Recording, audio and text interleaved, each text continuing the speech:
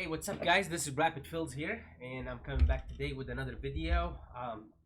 I'm just gonna go over support and resistance and kind of build off of what we started learning in the channel, right? So just to recap, last week I released that Vero trade recap video where stock just ran into resistance, turned around. I used higher time frame to pretty much read the chart, take the short, and then profit off of that.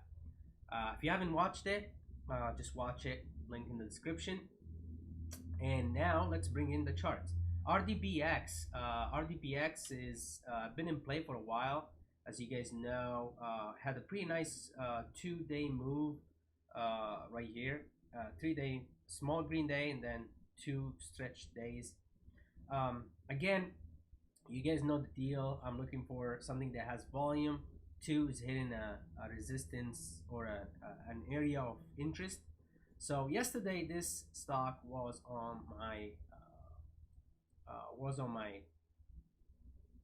watch list, but it just did not hit. It did not give me a good opportunity where I want to actually get in. But you can see this zone right here held the stock down. If we go to a 15-minute chart, it flagged. They kind of sucked in some longs. People took it, and it was a nice long from 850s to all the way to 11, and then it did a kind of fake breakout right here, and then it pretty much done. It lost the support, which is everybody probably were building the position based on that. To continue, as we discussed, support becomes resistance right here. Support becomes resistance. Support becomes resistance. When it breaks back down, everybody wants to be out. So after 2 days, and this stock moved over 200% at this point, I was looking for a short on this name. Unfortunately, it washed out of the gate, and when the stock washes out of the gate like that, you either catch it in the pre-market or I'm waiting for a pop. And the pop came all the way here midday, and I didn't really like that. I didn't really pay attention to it, and if this pop actually was in the morning, probably would have been even more violent to here. That gave me a better risk to reward. But anyways, that being said, I did not catch this. This would have been a nice trade. I mean, hit pretty much this resistance right here.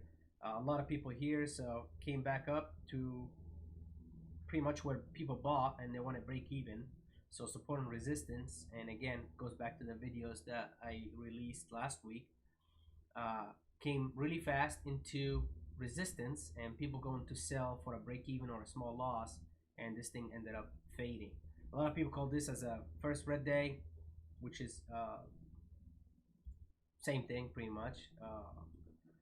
And people look for 50% retracement on this, and you can see the 50% is around 7. So pretty much the stock reached its target quickly. So there is no meat for me unless it kind of wants to parabolic into some other levels. I mean the rest of the week. So I'm gonna be watching this, and hopefully, honestly, I wish this just squeezes and give us more opportunity. You know, the higher the better, and then we'll get all the bounces and the gaps, and we will be able to trade it more and kind of attracts more volume. The other one, BTTX, this is the one that I traded today. Again, has support and resistance, so we can put our lines right here. Don't have to put any of the boxes right there, and you can see we identified. So let's start with the checklist. Start with the checklist, right? 1, I'm looking for something that had volume yesterday. It's right here. 2, I'm looking for a zone of interest, which is these are the lines that I'm looking at right now. And then I go to inside that time frame, and I'm looking for something that gives me a good entry, right? And what I did is I saw the squeeze, came back.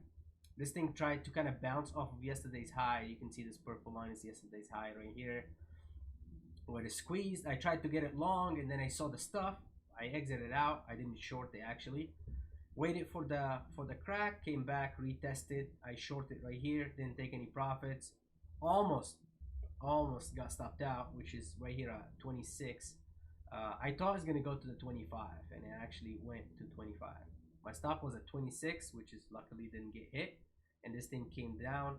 Started taking profits, added to my position, and I started taking profits as the market actually closed, and I was kind of getting the rest out.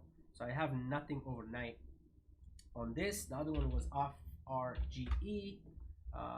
Same concept pretty much. This thing was trending up, broke trend, lower high. I thought this is a good good risk to reward ratio spot.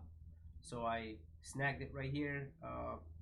Didn't take any profits, took profits here when it started holding, unfortunately. But I mean, hey, this could have continued going all the way lower, and then I would have been saying, why did I take profits here? But it is what it is. So that was a good trade as well. And that's it. The other one that I was looking at, which is everybody was watching as well, was SNOA. And honestly, this had a pretty good setup. And then one of the main setups on this is actually the history, right? I'm not sure why my chart's looking like that, but we're gonna need to zoom in anyways. Okay, you can see here, every time it gaps up, it sells off. Every time it gaps up, it sells off.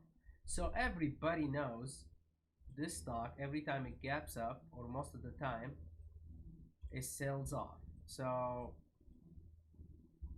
why would it be any different, right? So today gapped up, sold off. So I was watching it. Honestly, I don't really like trading day ones, but I'm back testing these setups and whatnot, and this pretty much sold off, ramped into the end of the day. So this is your trend line here, ramped, and then it kind of went back to the lows pretty much.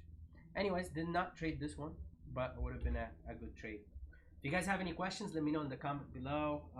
Hit the like, subscribe, and more to come. I'll see you in the next one, guys.